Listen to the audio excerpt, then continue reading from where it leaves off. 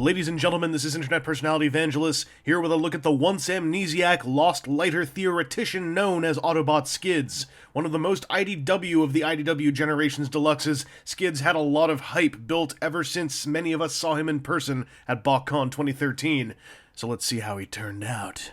Vehicularly, Skids has a rather earthen-looking hatchback mode that is bright-ass bright blue through and through. From many angles it looks great, but head-on it looks kinda wide, maybe bulbous? It's weird. It's only a problem 2% of the time, but it plays hella tricks on my eyes.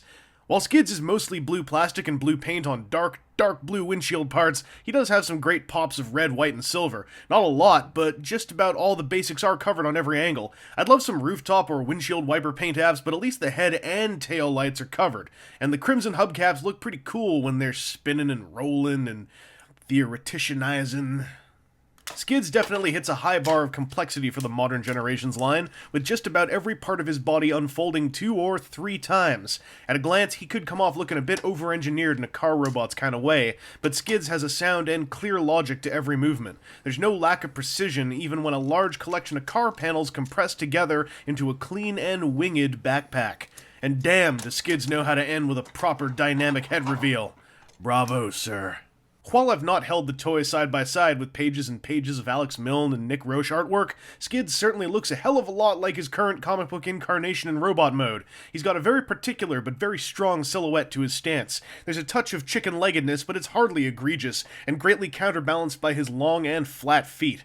And man, the face sculpt is both hardcore Milne and cast in a delightful silver plastic that cameos all over Skids' robot form. Also done up in silver plastic are Skids' pistol and rifle. They're pretty detailed, and if you think that little nudge gun is too underpowered, you can just straight up stick the rifle on the front of it and make yourself a super weapon. The secret and sometimes forgotten onboard weaponry that Skids revealed in the early days of More Than Meets the Eye has 3 stages of deployment that are all nicely subtle. Well, subtle as one can get when one has folded twin cannons hanging under one's forearms. I love how the shoulder missile spam unfurls, and was surprised by the spring-loaded nature of the shoulder cannons. Unfortunately, I find that action feature a little too easily obstructed, but the end result looks pretty cool.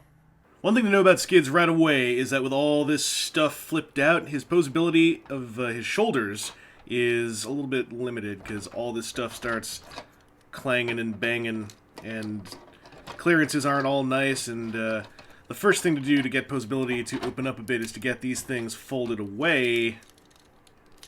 And folding them away, I always forget I have to move that all the way down there.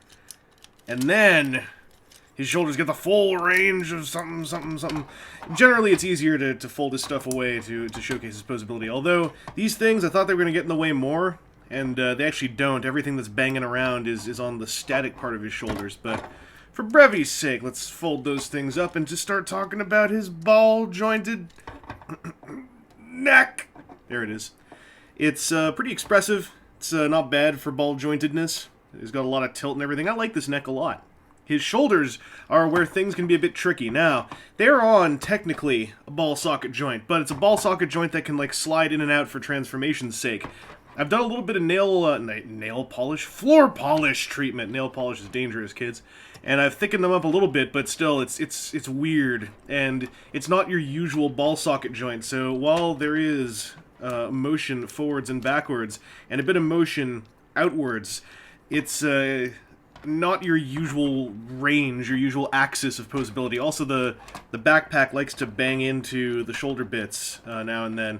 It's a tad disappointing. If there were some kind of hinge inside here, like at the base of the stem, I think he could have had a much more simple to use and much wider range of shoulder posability. So these are limited. Bear that in mind. He does have a ball-jointed elbow, which also acts as a bicep swivel, and that's about it. His hands ain't red, and some people are super mad. However, I'm not super mad because he does have a waist joint, and it's tight and clicky, and it works well. And it's not really obstructed by anything, and I was worried when I first looked at this guy that it would bang into the guns, but it don't. His hips are often backwards when you get this guy out of package, so you have to take these top thigh pieces and orient them such that they look all like this. Basically, if they aren't oriented such that they look all like this, his legs will not move forward, because when they're oriented properly, his legs kind of don't move backward all the way. but they do move forward all the way. They're on a simple ball socket connection, and it's got a pretty good range. The thigh swivel does as well. His knees are actually those kind of fake clicky ratchet joints, but with a lot of clicks, so they're not very limited. The problem is, I find they're tight enough that often I just start, untransforming his leg like that rather than moving the actual knee. Since both these joints are basically where the knee is, they both can function decently for that very function, and they kind of offer a double-jointed knee if you, take things the right way. His ankles, though, and his feet, these are weird. So they have a similar ball joint connection as his shoulders do, which is that it's recessed and kind of odd. This one is okay. It's got decent tolerances, so the range is actually pretty decent. Decent. This thing ain't. This one is all flippity-floppity.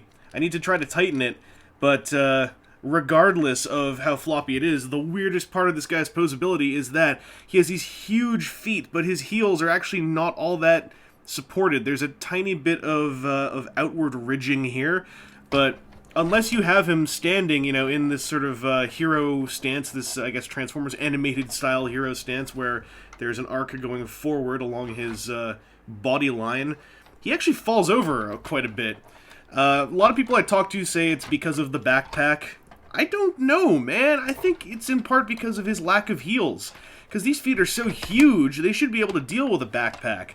But they have nothing in the back of the shoes to take that gravity pressure, and I don't know. It's oddly hard, I find, to get this guy standing in a lot of different poses. It's not impossible, because his feet are wide enough that you can kind of use the inside ridge as a balancing point.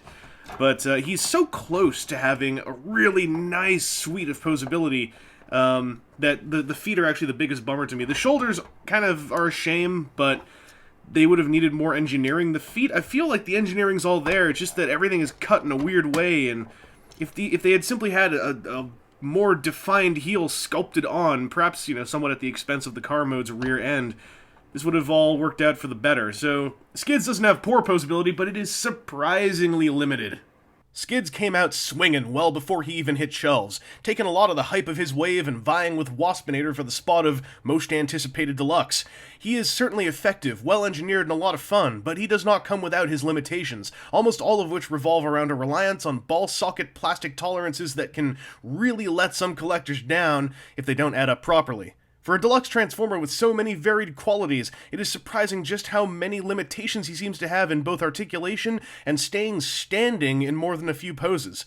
I still really dig him, especially after learning his idiosyncrasies and applying some floor polish tightening treatments, but I must caution that he's by no means a Transformer of the Year. Worth your consideration for sure, but temper your expectations if you do pick him up. Anyway, this has been Internet Personality Vangelus, and I don't just hope this has helped you make a decision about this Autobot Theoretician. I hope you get the chance to see him on your local store shelves. He's starting to make the rounds in Canada, but he has been elusive to many folks I've spoken to online. Canadian, American, European, or otherwise. Best fortunes to you all, toy hunters. Bomp.